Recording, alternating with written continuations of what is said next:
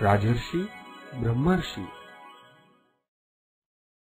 વિશ્વામિત્ર પૂર્વે રાજા હતા, પછી ઋષિ થયેલા, પણ તેમને રાજપણાનું માન ગયેલું નહીં, એટલે વશિષ્ઠ ઋષિ જ્યારે જ્યારે તેમને મળે ત્યારે આવો રાજર્ષિ એમ કહે।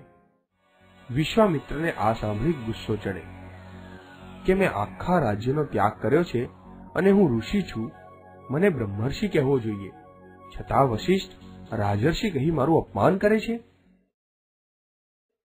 પછી તો તેમણે ગુસ્સામાં ને ગુસ્સામાં એક એક કરીને વશિષ્ઠના 100 પુત્રોને મારી નાખ્યા, છતાં વશિષ્ઠે જરા પણ ક્રોધ કર્યો નહીં, પરંતુ તેઓ તો વિશ્વામિત્રને રાજર્ષિ જ કહેતા। વિશ્વામિત્રને થયું કે હવે તો આ વશિષ્ઠને જ મારી નાખું। આવું વિચારી વિશ્વામિત્ર એક પૂર્ણિમાની રાત્રે તલવાર લઈને વશિષ્ઠ ઋષિની પર્ણકુટીર પાછળ આવ્યા।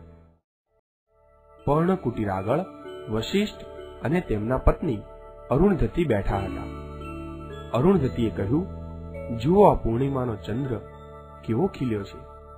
વશિષ્ઠજીએ કહ્યું, આજે પૃથ્વી ઉપર જેવું વિશ્વામિત્રનું તપ ખીલે છે તેવો આ ચંદ્ર ખીલ્યો છે।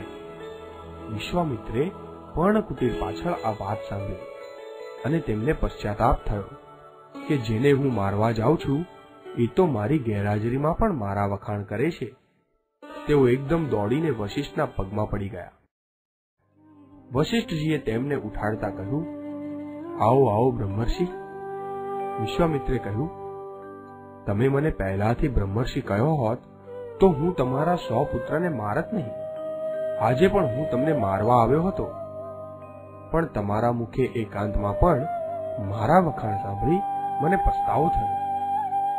વશિષ્ઠ ઋષિએ કહ્યું, આજે તમે રાજાપણાનો ભાવ મૂકી નિર્માની થયા, એટલે તમને બ્રહ્મર્ષિ કહ્યા।